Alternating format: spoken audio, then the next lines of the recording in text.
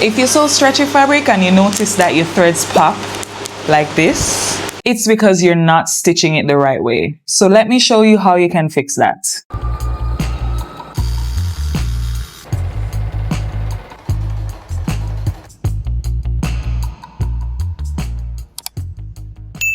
For reference, I am using honey knit fabric.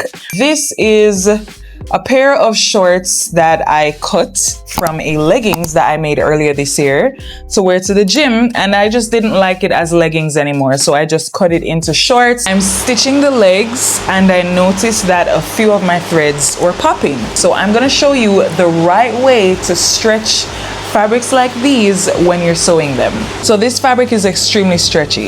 However, the thread isn't stretchy. So when I stretch it, the fabric expands, but the thread isn't able to expand. So then it just stays right there.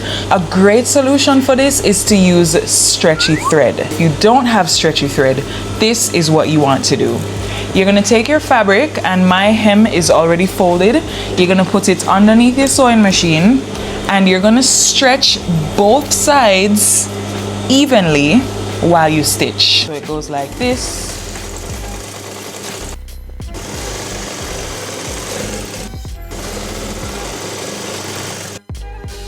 So when I stretch the leg now, it doesn't pop at all. And that's because I held the fabric out to the maximum capacity before stitching. So that way the threads fill the maximum capacity. So when it goes back, it will scrunch with the formation of the fabric. But then when it stretches, it will stretch all the way out with the thread, because that's how it was stitched. There's no guarantee that you're always going to be gentle with your clothes, especially if you wash them in a washing machine, and washing machines can be very aggressive. So that's why you'll notice sometimes that you take your clothes out of the washing machine and a few of the threads popped.